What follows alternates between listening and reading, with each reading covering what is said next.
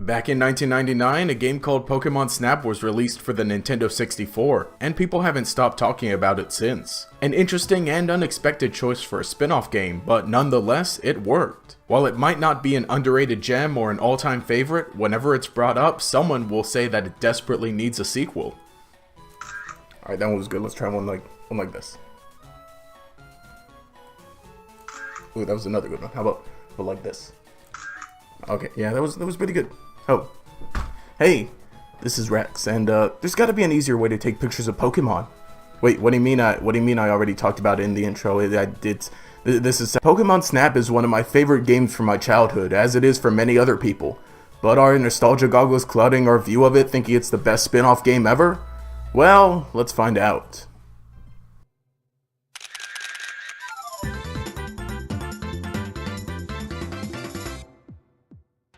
Pokemon Snap plays out like a rail shooter, except that you're shooting pictures. That's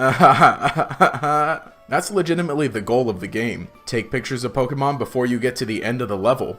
That's it. Now let's just hop in and— oh gosh! Why are these controls inverted? I can't do a thing! Stand still, you stupid Pikachu! How the heck do I change this? Now, while this doesn't impact my overall thoughts, I did have to go to Game to figure this out. On the title screen, click Options. Use common sense. Well, excuse me, Mr. Ncory Alt. Once you can actually control the game, it becomes pretty relaxing. While Pokemon have pre-programmed paths, it still does a great job of making each level feel like a lived-in world. And this was made in 1999. Like, the first level has this Meowth running around chasing Pidgey, and you see him throughout the level constantly being a nuisance. Oh look, there he is down by the shore.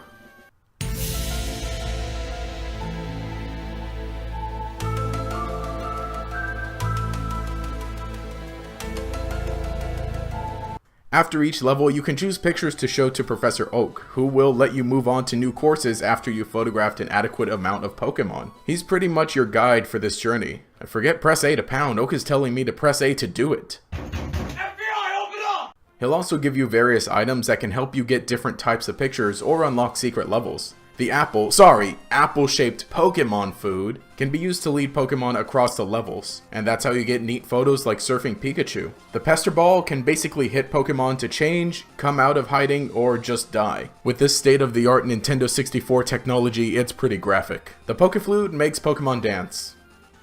Yeah, that's all. Things get really interesting once you actually get these items, and like I said, the game does a great job of making the course feel like it's lived in, and these items can help you change the outcomes of stories or various Pokemon there. One example is in the cave course where you see Koffing chasing Jigglypuff. You can murder the Koffing by hitting it with a Pester Ball, and at the end of the level, the Jigglypuff that you saved will be singing a song. This is also a pretty rare picture, so you can profit off of your heroism, like a good hero should. You can also kill a whole bunch of other Pokemon. These items are genuinely fun to play around with, since they allow you to encounter new Pokemon the second time you play through a course. Even if you're an adult like me who knows his way around the game, it's still satisfying to use a Pokeflute to unlock Pokemon like Zapdos and Articuno, who are just unassuming giant eggs the first time you see them. Well, hello ladies, that's a nice egg you've got there. What do you say I introduce it to my Pokeflute?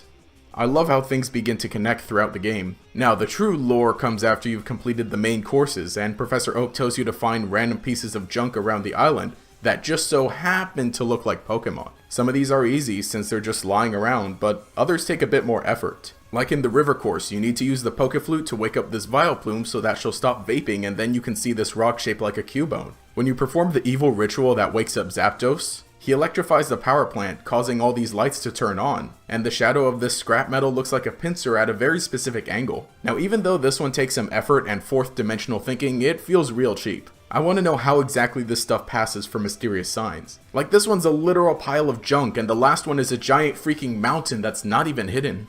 Well, once you photograph all of these signs, Professor Oak decides that the giant rainbow cloud in the sky just might have something on it. This final course has only one Pokemon, Mew. You can't take a picture of him off the bat, you have to break his psychic bubble first. This course is literally a final boss battle. Like, you can say it's an innocent game of photographing Pokemon all you want. No, this is a rail shooter where the last challenge is to throw objects at an all-powerful psychic being on his home turf in the sky. After spending longer than you'd like to admit, you can finally take a picture of Mew, and it sucks. Jeez, my own grandma wouldn't even hang this on her fridge. Well, it is still a picture of Mew, so that's good enough, right? Professor Oak likes it. Game's done. 2 hours later.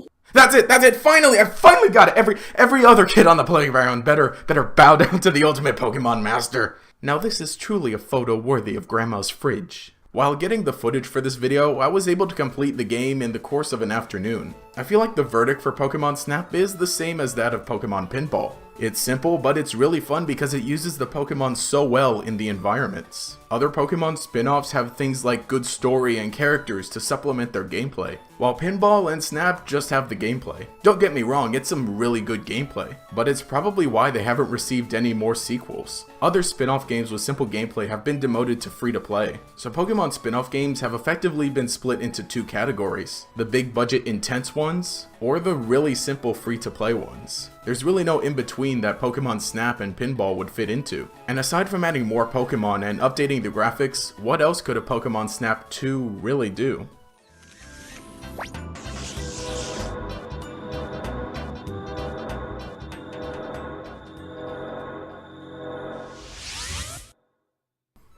And that's Pokemon Snap. Now, is it an amazing game? Yeah, you betcha.